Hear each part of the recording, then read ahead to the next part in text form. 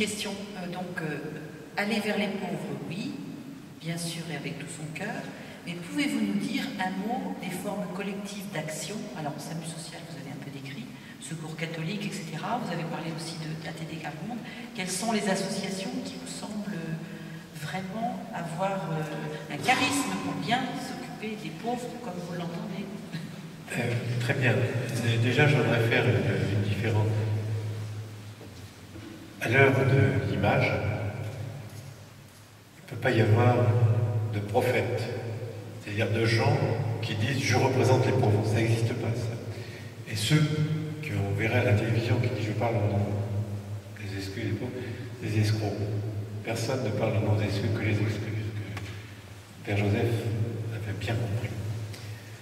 Mais les règles des médias, c'est qu'ils veulent une incarnation d'un héros, et donc c'est difficile. Ce que, à l'époque, c'était en 54, l'abbé Pierre avait compris, il avait donné du boulot aux gens qui n'avaient pas de boulot, justement, c'est les chiffonniers.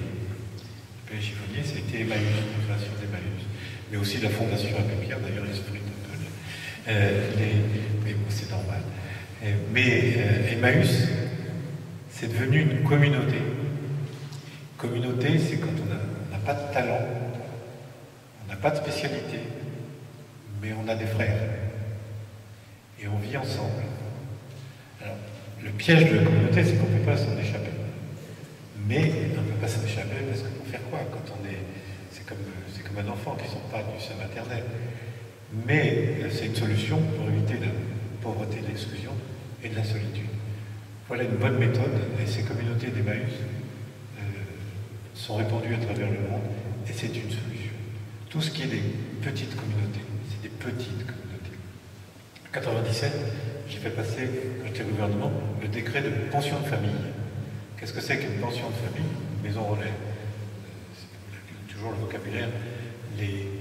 L'administration n'a même pas beaucoup de pension de famille, c'est des ringards. Donc on l'appelait maison relais. Mais c'est un contresens, parce que le relais, ça veut dire on va d'un endroit dans un autre. Moi, je pensais que c'était un habitat définitif. Ça veut dire qu'on a à la fois son studio, autonome, avec sa cuisine, son lit, sa chambre, mais en même temps, il faut aussi un espace commun pour faire du lien, pension de famille. Et c'est pas du social, c'est quelqu'un qui a une autorité, une maîtresse de maison, comme dans les pensions de famille. Mais ça peut être que des petites communautés. Et c'est pour se restaurer soi-même, pour refaire du lien, pour être digne. Ça peut être que des petites collectivités, mais c'est-à-dire que c'est cher. Et l'administration n'aime pas ça. Donc voilà encore une solution. Il y a plein d'autres petites solutions, mais ce n'est pas un échelon national, c'est local. Tout se passe localement, à proximité, comme dans les petits villages, comme dans les bourgs de nos parents. C'est comme ça. Donc, moi, j'ai pas bien entendu, il faut aller vers les autres. On n'y va pas tout seul. Si on n'est pas soutenu par quelque chose, d'une espérance, c'est comme quand je voyais des gens très alcoolisés. On dit, docteur, je vais faire un effort, je ne vais plus boire. Ça fait déjà 3 jours que je ne bois plus. Puis il sort, première semaine, on va fêter ça avec les copains. Et il retombe. Et puis ça arrive 1 fois, 2 fois, 3 fois. À la fin, vous êtes découragé, mais il ne faut jamais être découragé. C'est ça que ça veut dire. De même que vous l'avez pris en affection, le gars qui fait tellement d'efforts. Puis après, à chaque fois, il retombe. Alors vous êtes frustré. Et celui qui a été votre chouchou, ça n'est plus du tout. Et donc voilà les pièges qui nous attendent. C'est difficile. C'est difficile de mettre. Il faut être soutenu, il faut être en équipe. Et puis il faut y croire. Je veux dire quelque chose un petit peu solennel, c'est qu'aucun psychisme n'est immobile. Il y a toujours quelque chose à espérer des gens. Chacun son rythme, chacun son temps. Ça peut prendre des mois, des années, des semaines. Je veux dire, même les gens qui ont Alzheimer, ils comprennent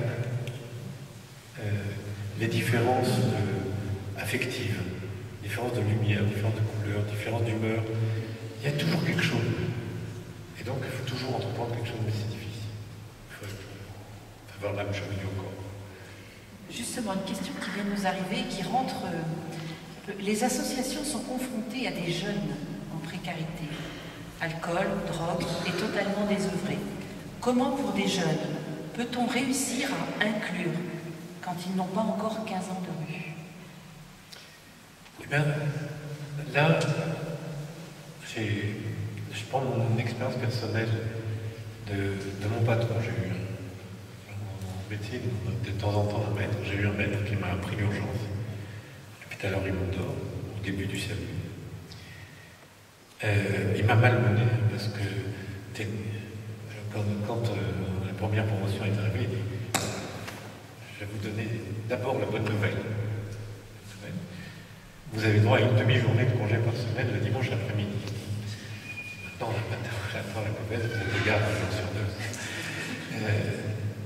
Et donc, il y a une contrainte. Il vous donne d'emblée une contrainte. Et ensuite, les gestes. Il vous l'apprend par mimétisme. C'est-à-dire des jeunes qui n'ont jamais... il y a plusieurs formes d'intelligence. Il y a l'intelligence abstraite, mathématiques, géographie, histoire, tout ça. On peut comprendre. Il y a l'intelligence technique, des types qui ont le don de savoir bricoler. Et il y a l'intelligence affective. Trois choses. Si on a les trois, on est géniaux. Mais il faut pouvoir appuyer sur les qualités, extirper ce que les gens ont de nous. Et on apprend par mimétisme. Ils apprennent vos gestes, ils reproduisent vos gestes, vos comportements. Mon patron était coléreux, tout le service se faisait décoller. C'est par empreinte, en fait. On ne peut pas transmettre autrement que comme ça. Vous ne pouvez pas dire, le médecin qui avec sa cigarette avec, qui dit il ne faut pas fumer, c'est dangereux. Oui, ben, on ne peut pas. On ne peut pas. C'est... comment dirais-je? C'est à la fois c'est le paradoxe, vous dites un truc et vous faites autre chose. Mais des jeunes types, d'abord, les aimer, pas facile. Un grand français, il s'appelait Alexandre Vexliard, a décrit l'exclusion 4 phases. Première phase, agression. On n'est pas tout à fait conforme, donc on essaye de forcer la porte. Donc on agresse. Mais plus on agresse, plus on est rejeté, plus on est rejeté, plus on agresse. Deuxième phase, dépréciation de soi. Et dans le fond, si c'était pas la société qui était mauvaise, mais si c'était moi, je me déprécie et je déprime. Et là, alcool, toxicomanie, suicide. Puis troisième phase, retournement narcissique. Mais dans le fond, je vous emmerde. Moi, je fais ce que je vais où je veux, je fais ce que j'ai à faire, je couche où je veux, je mange quand je veux, je picole si j'ai envie. Stade de fixation. Agression, dépréciation, fixation, jusqu'à ce qu'on arrive au 4e stade, qui est l'abandon. Et on n'a plus de ressources, et on n'intéresse plus personne. Ça revient tout le temps, ces phases de... Comment faire avec des jeunes types? D'abord, il faut être pédagogue, il faut être patient, il faut être ferme. Il faut montrer de l'intérêt, pas de faiblesse. Et des petits groupes. Moi, je crois qu'on peut s'en sortir si on a l'espérance. Il ne faut pas oublier, les jeunes apprennent en reproduisant vos gestes, vos attitudes, vos paroles. C'est pas la télé.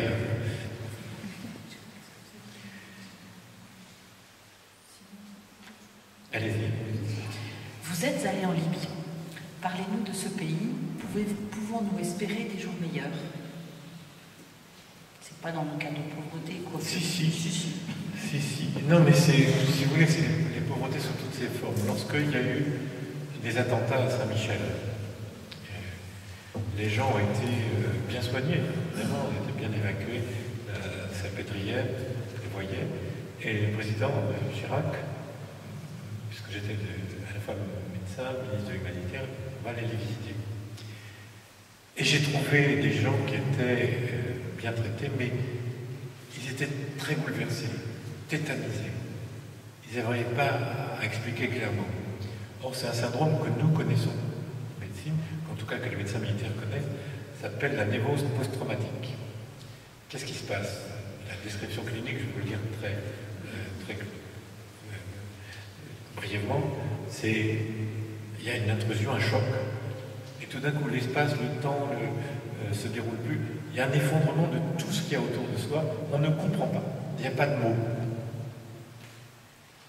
Et le temps ne s'écoule plus, on est figé dans le temps. Et on revient constamment sur l'épisode. J'aurais dû porter secours, je me suis sauvé, c'est un choc psychique et on n'arrive pas à démarrer. Et quand le temps passe, après, cauchemar, et la vie perd son jus, perd son sens, n'a pas de signification, pas d'affect. On revient toujours, la vie est brisée. Évidemment, la vie continue, mais les gens sont affectés par cette blessure psychique. Ça s'appelle des roses post-traumatiques. Les Américains connaissent ça très bien avec les anciens combattants du Vietnam. Ça s'appelle le PTSD, Post-Traumatic Syndrome Disorder. Les Français l'avaient trouvé depuis 1917. Mais c'est mieux de s'appeler PTSD.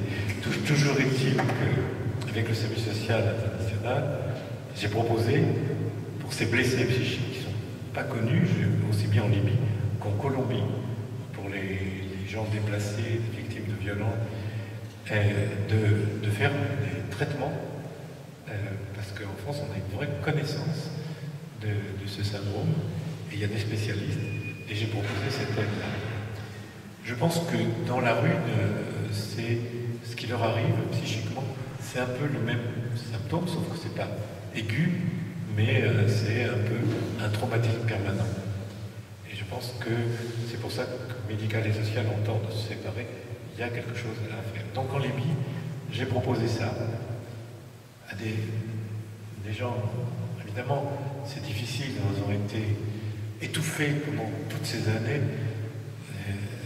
Ils n'ont pas de référence sociale. Ça va prendre du temps pour construire une vraie société. Mais les gens sont vachement gentils, chaleureux.